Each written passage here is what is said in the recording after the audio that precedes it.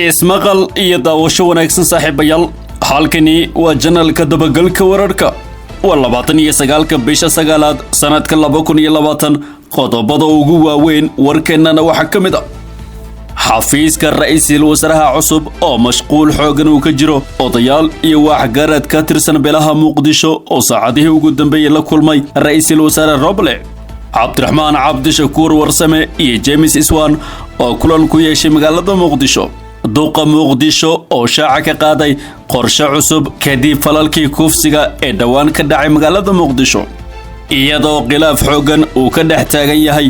madaxweyne Qorqor iyo saraakiil sarsare oo ku sugan magaalada Dhuusamareeb ayaa Qorqor ciidamo cusub waxa uu soo xiray tababar iyagoo dowladtus cajiib soo bandhigay faahfaahin ka soo baxaya toogasho ka dhacday magaalada Balad Xawo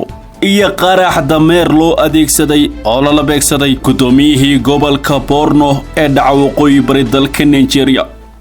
intaas saaxiibayaal waxay ahaayeen qodobada ugu darkaroon warka janalka dabagalka wararka haddii aad ku cusub tahay janalkan ku soo bir oo subscribe saar muuqaalka like saar qaybta hoose commentiga nagula wadaag aragtidaada share gareey oo la wadaag saaxiibada ku mahadsanid inaad ka mid tahay saaxiibada dhow ee janalkan haatanna warkiyo fidsan ra'iisul wasaaraha xukuumadda Soomaaliya Maxamed Xuseen Roble ayaa lagu wadaa in maalmaha soo socda uu ku dhawaaqo golaha wasiirada xukuumadda cusub Maxamed Xuseen Roble ayaa kulamo kala duwan la qaatay qaar ka mid ah siyaasiyiinta iyo odayaasha beelaha Soomaaliyeed ra'iisul wasaaraha ayaa siyaasiyiinta iyo odayaasha kala tashaday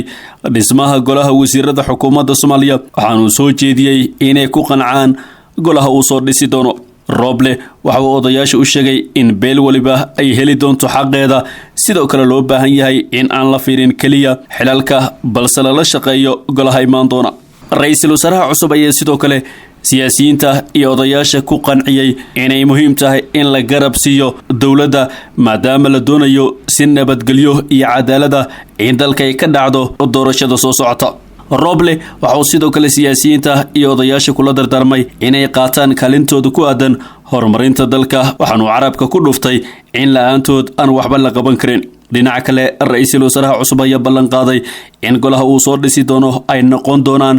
kuwa ay ku farxaan shacabka Soomaaliyeed waxaanu cadeeyay inay ka shaqeyn doonaan wax walba oo raalli ay ku noqon karaan shacabka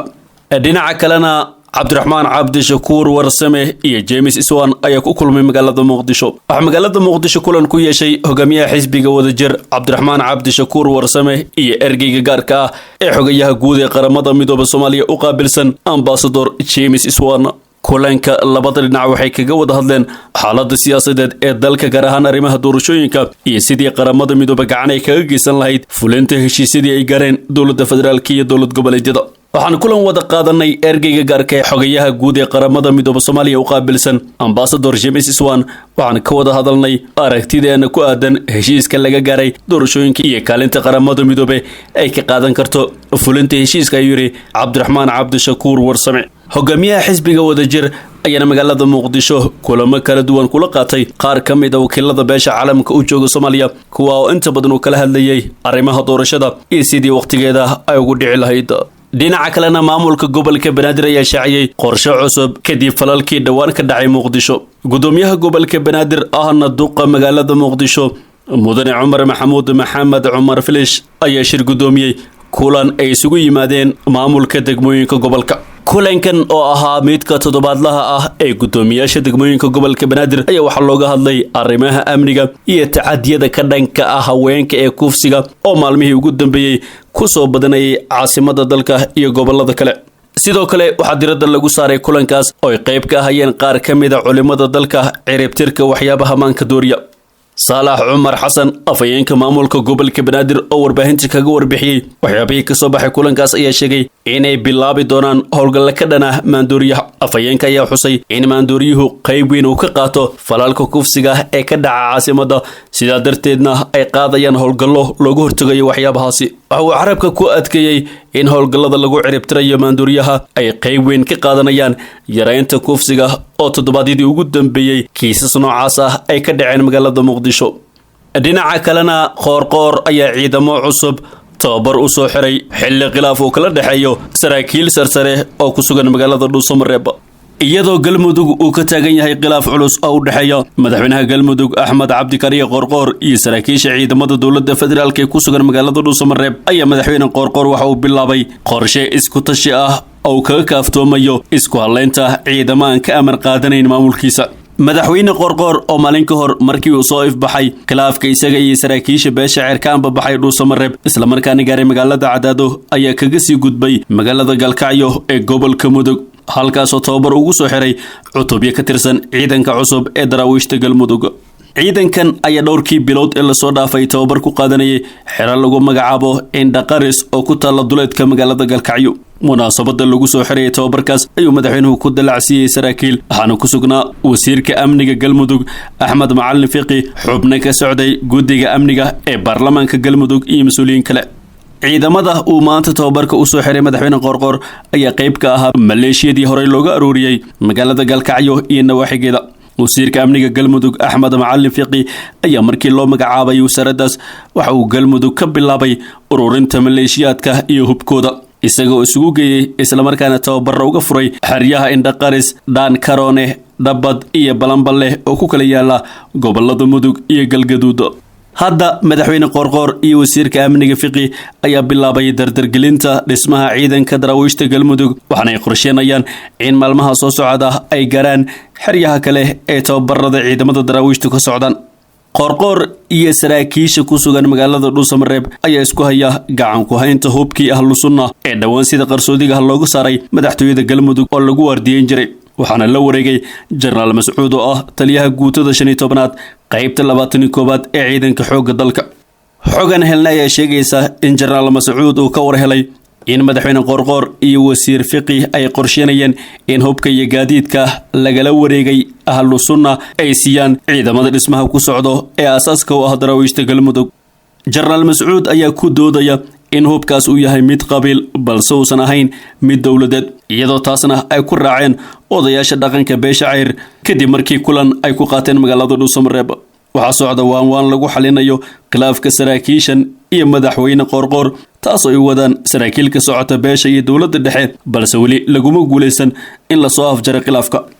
dhinaca kalena wararka ka imaanaya magaalada beled xaawo ee gobolka gado ayaa sheegaya in halkaas lagu dilay mid ka mid ah askarta ciidamada dowladda soomaaliya ay geysay gobolkaasi. goobjoogayaal ayaa inoo sheegay in rag hubaysan suuqa xoolaha degmada beled xaawo ay ku dileen diiriye barra uubow oo ka howlgelayay degmada beled xaawo, waxaana rasaasta lagu furay ku dhaawacmay qof shacaba. wararka waxay intaas ku dirayaan in rasaas fara badan laga maqlay xaafadaha beled xaawo kadib markii uu dilka dhacay, taasoo warar kala duwan ay ka soo baxayaan. ciidamada dowladda soomaaliya ee ku sugan degmada beled xaawo ayaa howlgal ka wada degmadaas iyagoo baadigoobaya dadkii ka dambeeyay dilka askariga ka tirsanaa ciidanka dowladda.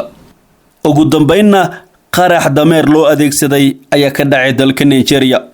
kooxa mitidiin ah oo adeegsaday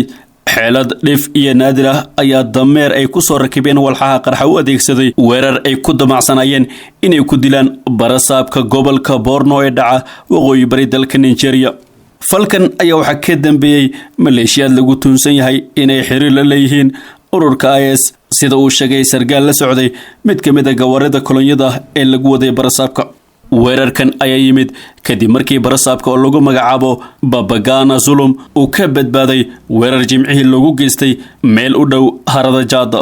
gawaaridii uu la socday ayaa mar kale lagu beegsaday qarax, iyagoo haddii dib ugu soo laabanaya caasimadda gobolka Maduguri. markii askarta ilaaladu ahayd ay arkeen dameer dhex taagan wadada, way shakiyeen, waxay ku fureen rasaas. markaas kadib waxaa qarxay walxihii qarxa ee lagu soo xiray dameerka. durbadiina dablay halkaas ku diyaarsanayd iyo ciidanka ayaa rasaas isi weydaarsaday. qaar ka mid ah raggii hubeysnaa ee weerarka geystay ayaa halkaas lagu dilay, sida uu sheegay sargaalkaasi. ma jirin cid ka mid ah dadkii la socday barasaabka oo wax ku noqday weerarkaas, laakiin qaar ka mid ah gawaaridooda ayaa ku burburay rasaasta. ugu yaraan 18 ruux ay ku jiraan 14 askari oo boolis ah iyo 4 qof oo rayid ah ayaa lagu dilay weerarkii dhacay jimcihii. barasaabka ayaa booqanayay magaalada Baga xilli loo diyaar garoobayo in halkaas dib loogu celiyo kumanaan qof oo ka soo barakacay weeraro ay Boko Haram ka geysteen sanadkii 2014. Boko Haram ayaa u kala qaybsantay ururo dhowr ah sida kooxda la magac baxday dowladda Islaamiga ah ee galbeedka Afrika, taasoo gacan saar la leh ururka daacisha. guud ahaana saaxiibayaal waa naga intaa warka janalka dabagalka wararka. haddii aad ku cusub tahay janalkan kusoo biir oo sabskrayb saar, muuqaalka laag saar, qaybta hoose kommentiga nagula wadaag aragtidaada, sheer gare oo la wadaag saaxiibada. ku mahadsaneyd inaad daawatay muuqaalkan. warkan mid ka xiga intaan ku kulmi doono nabadiino nooli kulante iyo amaan allah.